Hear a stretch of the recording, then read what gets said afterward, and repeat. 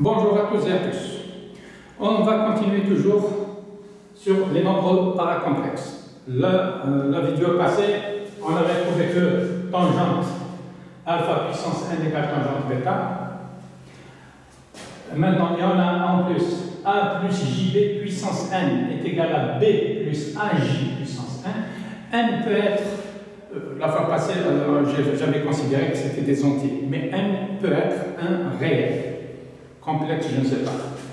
Et on avait fait la formule 1 demi de a plus b. Donc a plus jb puissance 1, c'est 1 demi de a plus b puissance 1 plus 1 moins b puissance 1 plus 1 demi de j a. Donc puisque ça est égal à ça, je peux remplacer ici par b moins a et ici b moins a. Première conséquence, c'est on va faire les racines énièmes d'un nombre paracomplexe.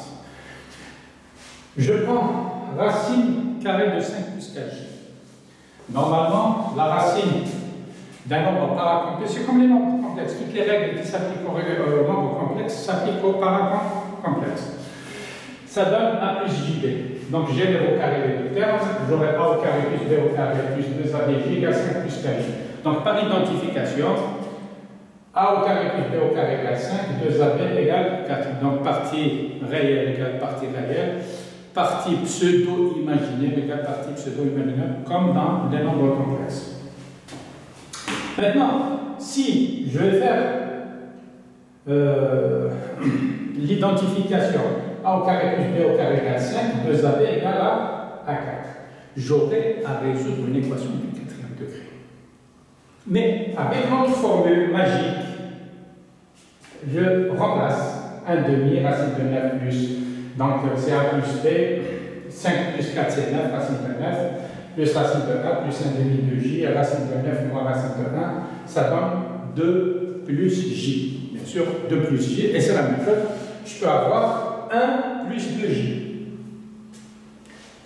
Donc la racine carrée d'un nombre paracomplexe, ici, j'ai trouvé 2 plus j. Et je peux avoir moins 2 moins j. Comme c'est égal à 1 plus 2j, donc c'est moins 1 moins 2. Donc la racine carrée, il y a 4 solutions, pas 2 solutions. Dans les nombres complexes, c'est 2 solutions. Dans les réels, une seule solution. Dans les paracomplexes, c'est 4 solutions. C'est la même chose pour racine cubique de 28 plus 36j. Si j'applique la formule, c'est 1 demi racine cubique de 64 plus racine cubique de moins 8 plus 1 demi de j racine cubique de 64 moins racine cubique de moins 8. C'est 1 demi 4 moins 2 plus 1 demi, donc ça donne 1 plus 3j. Comme ça peut donner 3 plus j.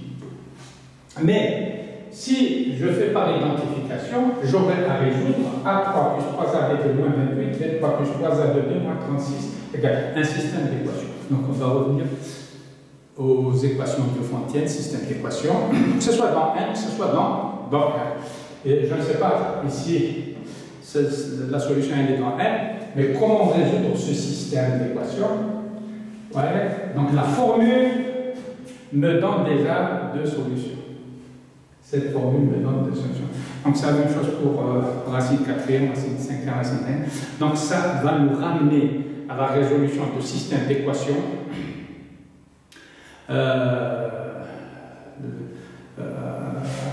la puissance n, et toujours je peux avoir au moins 2 solutions à partir de ma formule magique.